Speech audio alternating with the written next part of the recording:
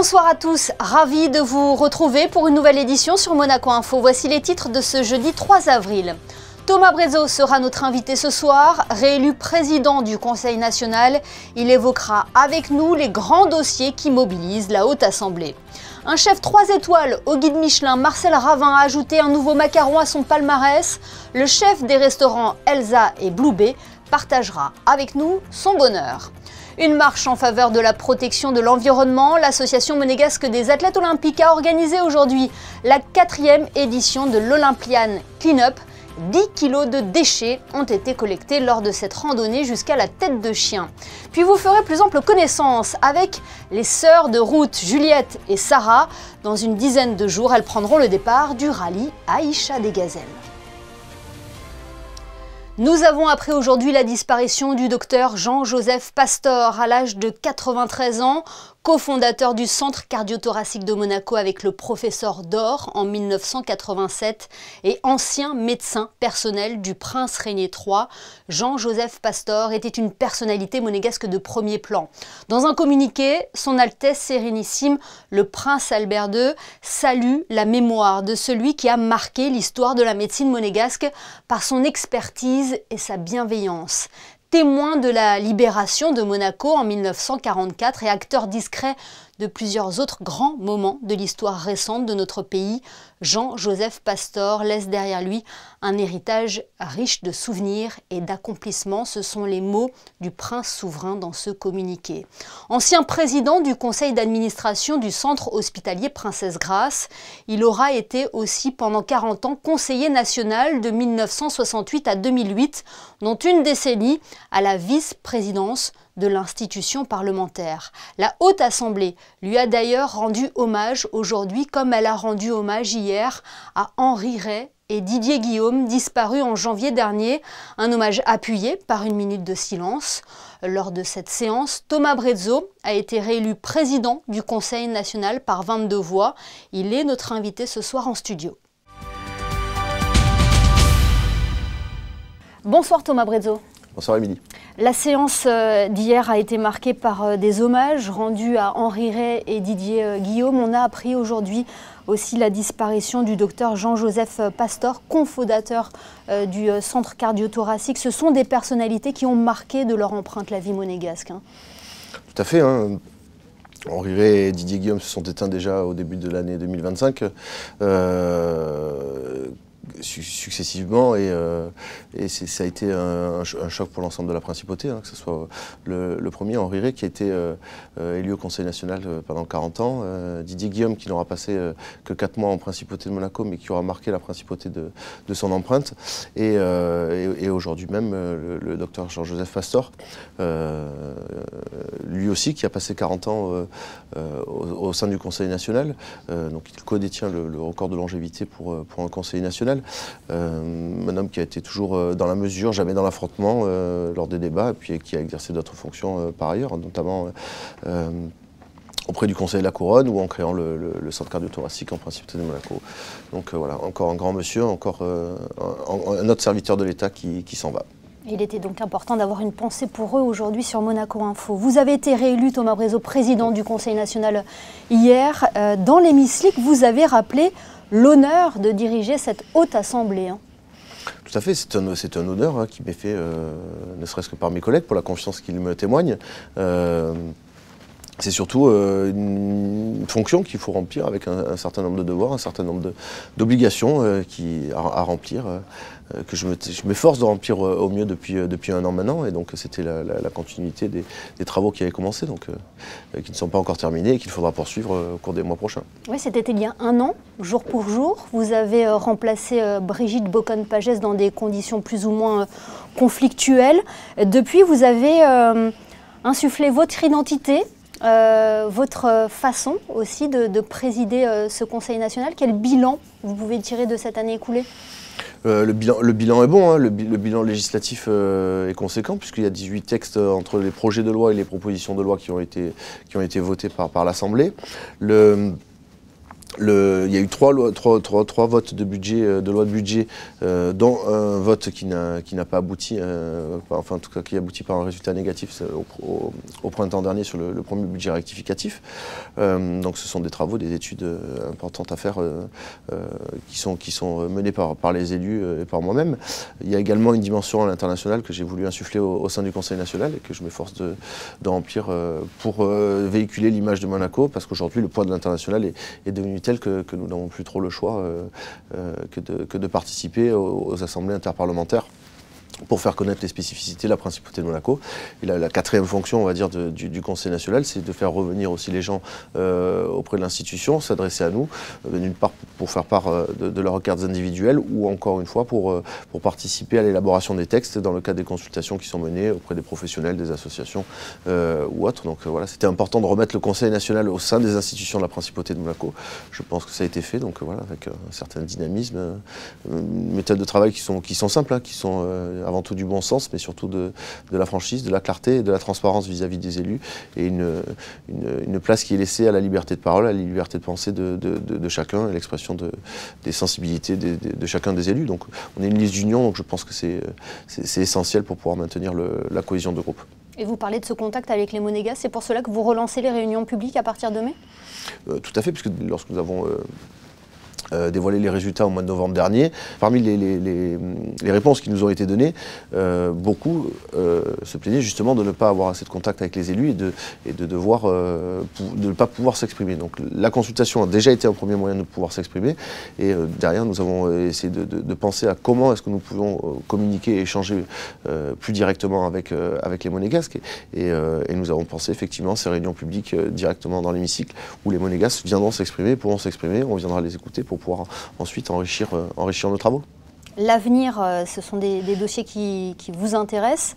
Le Conseil national les suit avec beaucoup d'attention. Dans votre discours hier, vous avez répété plusieurs fois des actes et pas des mots. Pourquoi ? C'est tout simple, hein, on avait commencé l'année 2024 sur de mauvaises bases, notamment ce premier budget rectificatif qui n'avait pas été voté, du fait du non-respect des engagements par le gouvernement. Donc Didier Guillaume est ensuite arrivé, a pris la place de Pierre Dartout, et le budget rectificatif dans un premier temps et le budget primitif ont été votés sur la base d'engagement de Didier Guillaume, qui n'a pas pu rattraper en 4 mois le retard qui avait été accumulé pendant plusieurs mois, voire plusieurs années sur certains dossiers. Donc il y a des promesses qui ont été faites sur un certain nombre de dossiers. Alors il y a un dossier qui est en train d'éclore, c'est le dossier de l'opération domaniale intermédiaire, mais d'autres sujets sur lesquels le gouvernement est en train de travailler, notamment le plan national logement, l'agence domaniale, le CTVD, la solution du traitement des déchets en tout cas, la fusion de télévision, voilà, ce sont des sujets sur lesquels des promesses ont été faites, des présentations devaient intervenir au printemps et des solutions devaient être arrêtées avant la fin du printemps 2025. Donc effectivement, nous avons eu des paroles, nous avons eu des engagements qui ont été pris par Didier Guillaume, non pas en son nom personnel, mais en sa qualité de ministre d'État et au nom du gouvernement. Et donc il appartient aujourd'hui au gouvernement, c'est pas parce que Didier Guillaume s'est éteint qu'il appartient toujours au gouvernement de poursuivre ses engagements et de les respecter.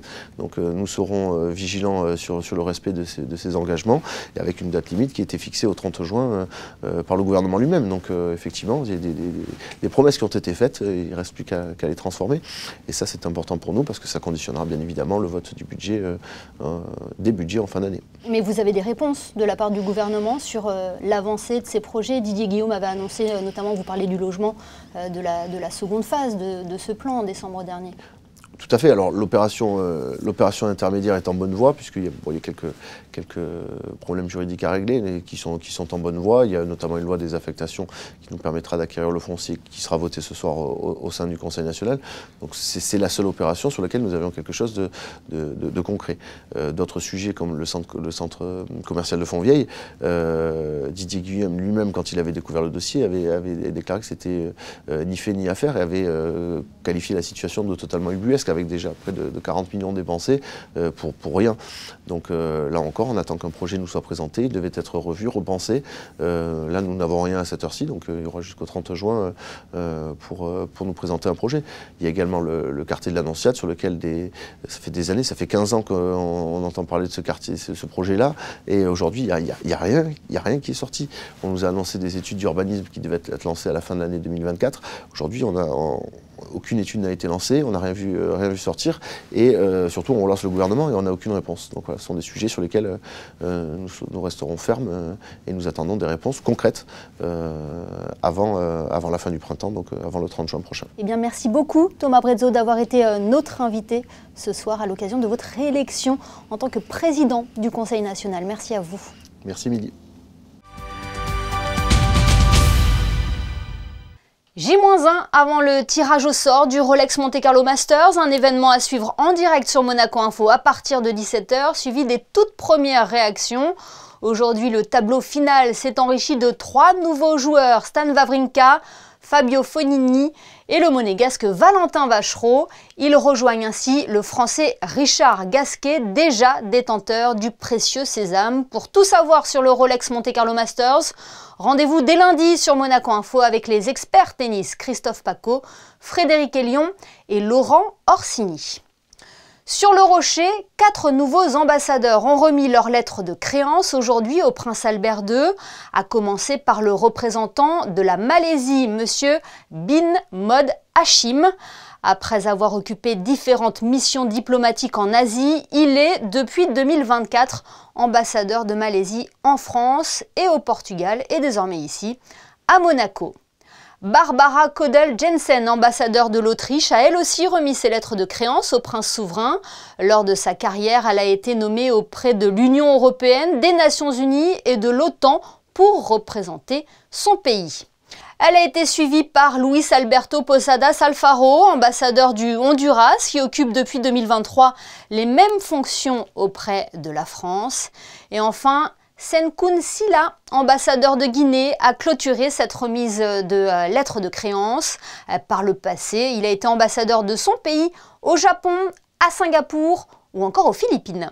La Société des Bains de Mer célèbre ses nouvelles étoiles. 3 jours après la cérémonie du palmarès 2025 du guide Michelin, la SBM a organisé un moment convivial en présence des chefs du resort pour honorer l'excellence de la gastronomie monégasque avec l'arrivée de 2 nouvelles étoiles en principauté. Le reportage de Christine Datomel et Lionel Bernardi. C'est une pluie d'étoiles qui s'est abattue sur la principauté, notamment sur la SBM, et une véritable consécration pour l'Abyss Monte Carlo. 8 mois seulement après son ouverture à l'hôtel Hermitage, ce temple du sushi, mené par le chef Yannick Aleno et le maître sushi Yasunari Okazaki, décroche 2 étoiles, un hommage à leur quête d'excellence et au respect absolu des produits de la mer. Mon spécialité sushi, donc c'est toujours se concentrer au sushi de technique. C'est pour nourriture, c'est bien sûr température, c'est pour pont de poisson. J'ai déjà une expérience, c'est 2 étoiles à Paris. Et ensuite, Monaco, 2 étoiles, 8 mois. Je suis très heureux, très content. Merci beaucoup. Et vous êtes hyper bon. Ah, hyper bon, c'est bien. Bien sûr. Autre victoire, le restaurant Elsa au Monte Carlo Beach reçoit quant à lui sa première étoile. 1 an après son arrivée, le chef Marcel Ravin, accompagné de Domenico D'Antonio, y a développé un concept unique de jardin marin, sublimant poissons et produits locaux dans un cadre méditerranéen d'exception. Avec ces nouvelles distinctions, la Société des Bains de Mer renforce ainsi son statut de resort le plus étoilé d'Europe, affichant désormais 10 étoiles au guide Michelin. C'est une immense satisfaction. Je crois même d'ailleurs, on a fait des recherches que nous sommes le resort le plus étoilé du monde avec 10 étoiles au guide Michelin. C'est une victoire d'équipe car bien évidemment les chefs sont les vedettes mais ils ne seraient rien sans leurs équipes. en salle, en cuisine, sans les sommeliers, sans toute l'équipe des relations publiques aussi des restaurants. Donc victoire collective pour les équipes des chefs et pour Monte Carlo Société des Bains de Mer. Honnêtement, moi j'en avais rêvé, je l'avais dit d'ailleurs publiquement, mais je l'espérais en 2-3 ans d'atteindre ces 10 étoiles. Et en fait, ça a été encore plus rapide et plus beau que prévu. Donc on a plein d'étoiles dans les yeux ce matin. Je crois que c'est très important pour l'attractivité de nos hôtels, de nos restaurants, de nos casinos, mais au-delà de la principauté tout entière, car la haute gastronomie, oui, c'est un élément dont on parle, dont la presse mondiale parle. Le resort de Monte Carlo SBM, ce ne sont pas que des restaurants étoilés, c'est une trentaine de restaurants. On peut voyager de l'Amérique du Sud en allant au Coya ou à Amazonico, en passant par le Liban, puisque bientôt nous rouvrons le restaurant M. Chérif à l'hôtel de Paris, la grande gastronomie française, la brasserie du Café de Paris. On peut aussi partir en Asie avec le Bouddha Bar et aller en Angleterre avec le Marlot. Donc je crois que voilà. Tout ceci, ça fait vraiment un atout très important pour l'attractivité du pays. Une reconnaissance de la haute gastronomie qui célèbre ainsi l'excellence culinaire monégasque et son rayonnement international. Et nous sommes en duplex avec un chef heureux, Marcel Ravin, qui vient de décrocher une nouvelle étoile pour son travail au sein du restaurant Elsa au Monte Carlo Beach. Bonsoir chef. Bonsoir Émilie. Félicitations pour votre nouvelle étoile. Qu'est-ce qu'elle représente pour vous? Pour tout cuisinier, dès qu'on a une distinction, on est très heureux. Et bien sûr, moi je suis surtout heureux pour un endroit que j'affectionne aussi, qui est le Monte Carlo Beach avec le restaurant Elsa, que je lorgnais du bout de la terrasse du Blue Bay. Et lorsque le président Valéry m'a confié la mission de reprendre ce restaurant, où il y avait déjà eu pas mal de chefs qui étaient passés, avec un objectif qui était très clair, c'était de décrocher l'étoile. En 2 ans, nous l'avons fait en moins de 8 mois. Et je suis content pour les équipes parce que ça redonne aussi une dynamique et aussi ça nous permet, en tout cas dans la société, de figurer parmi les étoilés, le plus d'étoiles dans le monde pour un resort. Et ça, c'est formidable. Alors du palmarès, vous avez salué vos équipes en cuisine et en salle. Il est important aussi de leur rendre hommage dans ce travail qui est effectué au quotidien, ce travail d'équipe. Bien sûr, le président l'a dit ce matin autour d'un cocktail. Vous pouvez être le capitaine d'un bateau, mais s'il n'y a pas les marins, je ne suis pas sûr que le bateau trouvera sa destination. L'avantage que j'ai, c'est que j'ai une équipe formidable autour de moi. Elsa, avec le jeune chef Domenico, que j'ai souhaité qu'il puisse traduire un peu ma pensée à travers la thématique que j'ai développée pour le Elsa, qui s'appelle le jardin marin, en fait. Et il le fait très bien. Et je pense que l'association de tout ça fait que nous sommes très complémentaires et donne ce résultat. Vous l'avez dit, Marcel Ravin, Elsa a toujours été un lieu qui vous a attiré et inspiré. Pourquoi ? Elsa a toujours été un lieu qui m'a attiré, qui m'a inspiré parce que chaque fois que je passais pour aller, où je longeais la côte pour aller, ne serait-ce qu'à la vigie et tout, et que je voyais ce petit restaurant comme un petit cocon là posé sur la mer et tout, il était évident de l'amener vraiment dans son, pour moi, dans son ADN. Dans son ADN, c'est vraiment l'eau, la mer et tout. Et j'ai voulu, encore une fois, créer le jardin marin associé au jardin terrestre, où on va jouer avec les saveurs marines jusqu'au dessert. Et c'est ça qui est intéressant. Nous ne sommes pas dans une cuisine de fusion, nous sommes dans une cuisine de réflexion et en même temps une nature qui nous est chère et prospère, et nous devons simplement la regarder, l'écouter, et c'est elle qui va nous donner un peu je dirais les petites choses qui font que nous pouvons faire de ce lieu ce qu'il est aujourd'hui, et j'espère qu'il restera longtemps. Alors le Blue Bay, votre bébé, conserve ses 2 étoiles. Le travail de vos chefs pâtissiers a été salué par le prix Passion Dessert. Oui, le Blue Bay, c'est la matrice. Le Blue Bay, c'est la matrice parce que c'est là où tout se pense, c'est là où tout se crée. Et la pâtisserie, c'est un peu la même chose. J'ai la chance de travailler avec des jeunes où ce qui m'intéresse chez l'autre, c'est de lui faire puiser ce qu'il a de meilleur en lui et d'affronter des peurs, de prendre des risques. Et moi, je fonctionne comme ça.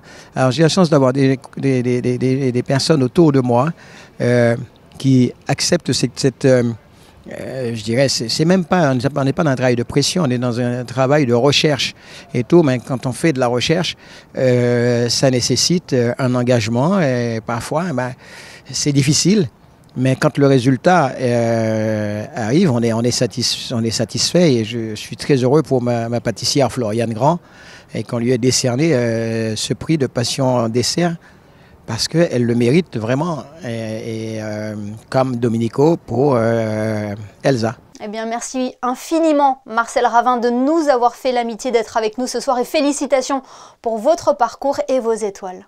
Merci et je vous souhaite de venir nous voir dans nos restaurants. Athlètes, collégiens, élus et représentants de la Société monégasque d'assainissement étaient réunis ce matin pour la 4e édition de l'Olympian Clean-up, une randonnée organisée par l'Association monégasque des athlètes olympiques afin de partager ensemble un moment, sans oublier l'objectif majeur de cette marche, ramasser tous les déchets visibles sur le chemin. Alban Gingembre et Camille Caloni ont fait un bout du trajet avec eux. C'est un déchet en moins qui pollue les rues. De la place du Palais en passant par Beau Soleil, les randonneurs rallient la Turbie. Ils sont à l'affût du moindre détritus. Il faut aider la nature et ça sera notre futur plus tard, donc il faut en prendre soin. On se punit nous-mêmes quand on jette quelque chose par terre parce que on détruit un peu notre planète. Ramasser les déchets, oui, mais il faut aussi les trier pour se faire un sac blanc pour les ordures ménagères et un sac jaune pour les déchets recyclables. Pour les emballages, les canettes, les bouteilles en plastique, on va trouver sur le chemin. On ne va pas en trouver beaucoup, mais effectivement, on fait le tri tout au long de la journée. Passer le message, de partager ces moments-là avec les jeunes, les scolaires, c'est très, très bien. L'Olympian Clean-up, c'est avant tout un moment de partage. C'est de représenter les 3 valeurs olympiques, donc qui sont l'excellence, l'amitié et le respect.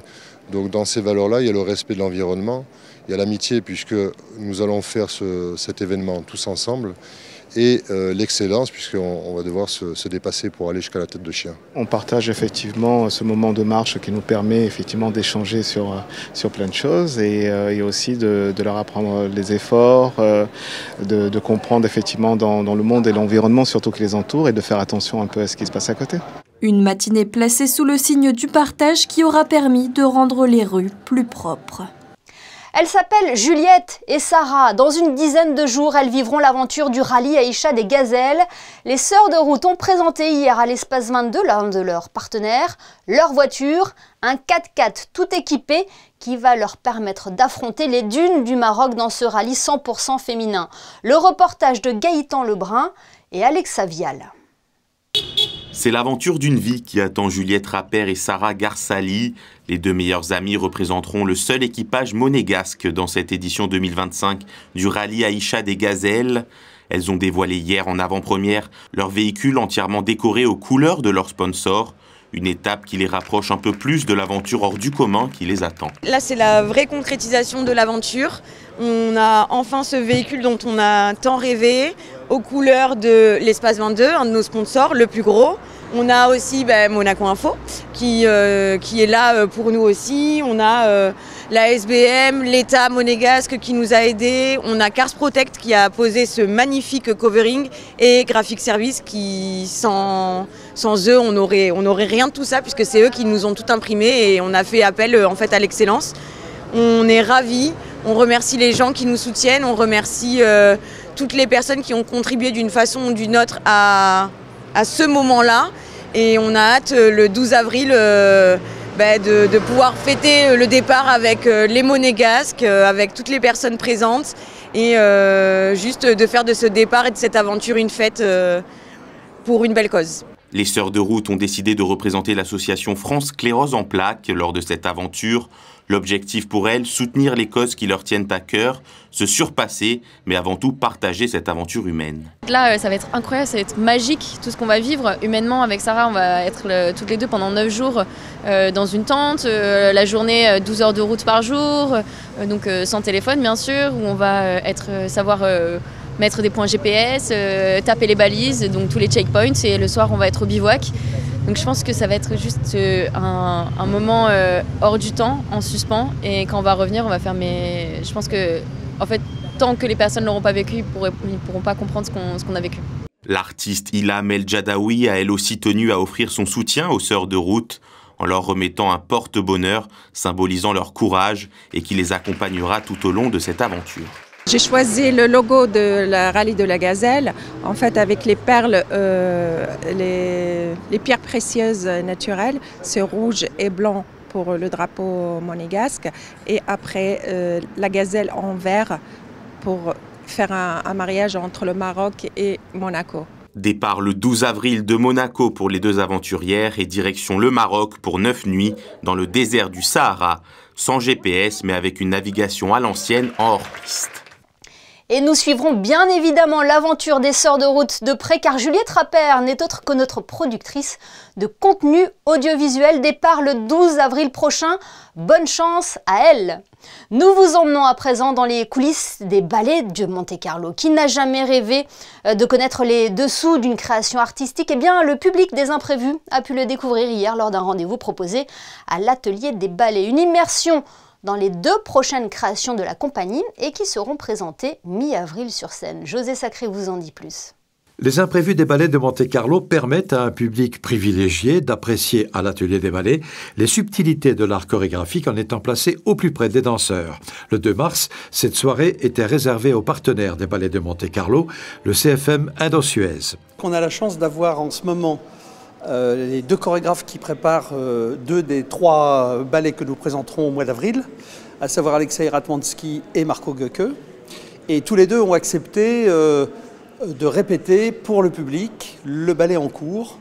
Donc on va les voir vraiment à l'œuvre. D'abord un ballet de l'Ukrainien Alexei Ratmansky, un chorégraphe majeur, invité pour la première fois par Jean-Christophe Maillot. Titre de son ballet, Wartime Élégie. C'est un ballet très touchant sur la réalité de sa vision de ce qui se passait à ce moment-là pendant la guerre.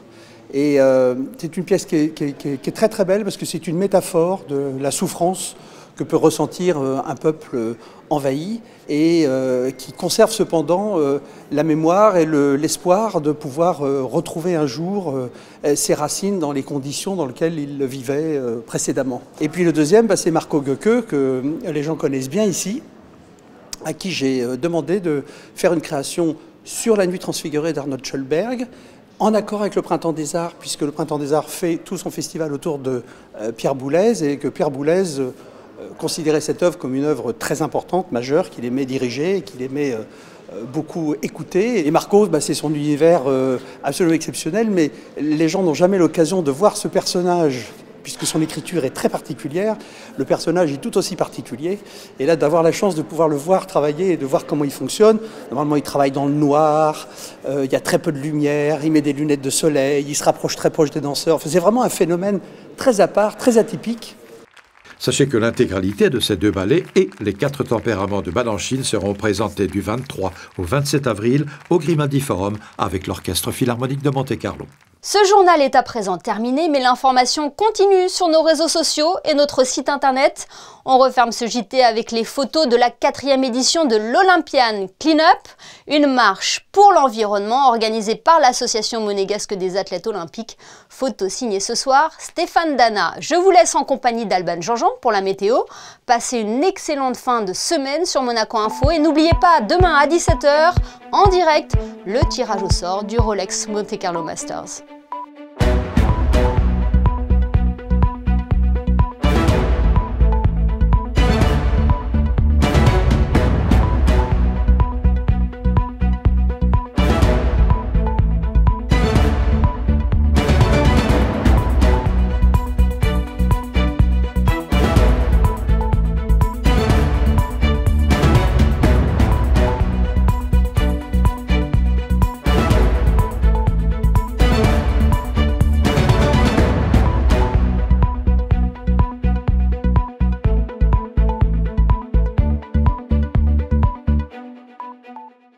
Retrouvez la météo avec Suisse Courtage, votre partenaire de confiance en assurance à Monaco. Protection sur mesure pour particuliers et professionnels.